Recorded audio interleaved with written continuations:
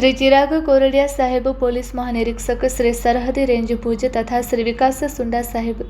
Police अधीक्षक श्री पश्चिम कच्छ भुज नाओए असामाजिक प्रवृत्ति नाबूद करवा परवाना वगરના ગેરકાયદેસર હથિયાર રાખતા ઇસમોની તપાસ કરી કાયદેસર કાર્યવાહી કરવા માટે સૂચના આપેલ। જે સૂચના અનુસંધાને લોકલ ક્રાઇમ બ્રાન્ચ પશ્ચિમ કચ્છ ભુજના police inspector Shri M Makwana તથા police sub inspector Shri H Sinol સાહેબનાઓના માર્ગદર્શન હેઠળ લોકલ ક્રાઇમ બ્રાન્ચ સ્ટાફના એએસઆઈ અનિરુદ્ધસિંહ રાઠોડ, નિલેશભાઈ ભટ્ટ તથા એચસી ધર્મેન્દ્રભાઈ રાવલ, શક્તિસિંહ ગઢવી, રણજીતસિંહ જાડેજા, જયદેવસિંહ જાડેજા, રાજેન્દ્રસિંહ રાઠોડ, શ્યામદાન ગઢવી તેમજ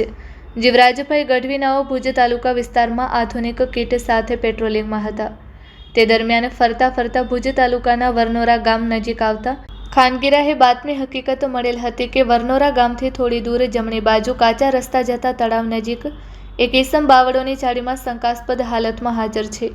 અને તેની પ્રવૃત્તિ શંકાસ્પદ છે। તે ઈસમે શરીરે સફેદ કલરનું ટી શર્ટ પહેરેલ છે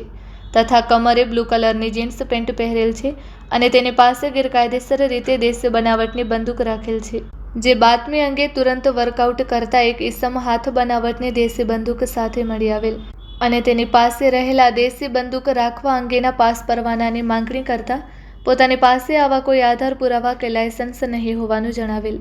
જેથી મજકૂર ઈસમ ગેરકાયદેસર રીતે પરવાના વગર દેશી બંદૂક સાથે મળી આવેલ હોય તેના વિરુદ્ધ માધાપર પોલીસ સ્ટેશન ખાતે આર્મ્સ એક્ટ કલમ તેમજ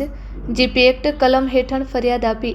માધાપર પોલીસ સ્ટેશન ખાતે આગળની કાર્યવાહી સારું આરોપી તેમજ મુદ્દામાલ માધાપર પોલીસ સ્ટેશનને સોંપવામાં આવેલ છે। પકડાયેલ આરોપી સબીર અબ્દુલ મોમડ રહે નાના વરનોરા તાલુકો ભુજ તેમજ પકડવાનો બાકી આરોપી ઓસ્માન ગની ઉર્ફે કારો ઇસ્માઇલ મમણ રહે નાના વરનોરા તાલુકો ભુજ